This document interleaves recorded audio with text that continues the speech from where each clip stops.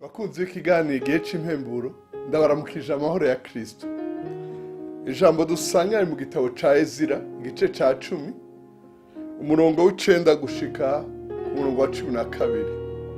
Ezira igice ca 10 umurongo w'9 gushika kwa 12 handitse ngo: nuko muri iyo minsi 3 abayuda n'abamenyamini bose bari bamaze gukoranira i Yerusalemu, hari ku munsi ugira 20 w'ukwezi kw'icenda.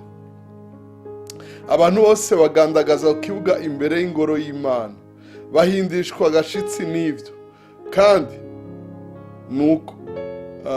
nuko hari n'imvura nyinshi.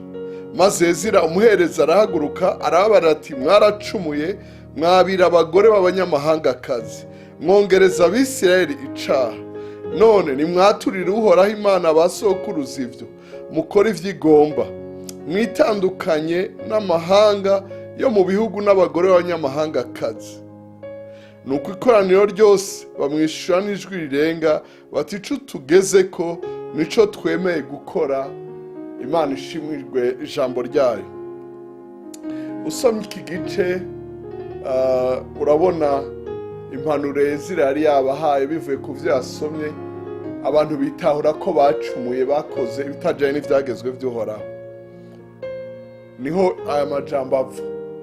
Muri uku kwezi kw'icenda rero ndakware ngo kaze mu kwezi kwawe, ukwezi kukwiyemeza gukora ico Imana igomba.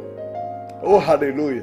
Uvyibarire ubarire n'abandi utuku n'ukwezi kukwiyemeza ivy'Imana igomba, canke gukora ivy'Imana igomba. Imana ihabwa icubahiro.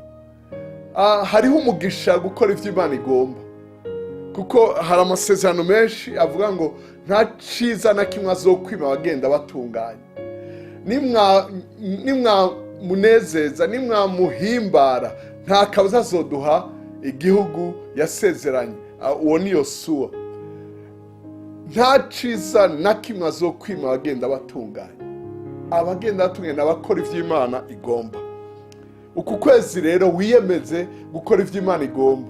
Wicare ufashijwe na mpwemu yera n'ijambo, urabuti mbega ibintu ndabikora uko nigombeye, ndabikora kuko nabisunikiwemo n'abantu, canke ndabikora kuko numva yuko bihimbara Imana. Imana iguhezagire, Imana igushoboze, iguhe ukwezi kwiza cane, ukwezi uyinezereza nayo ikakunezereza.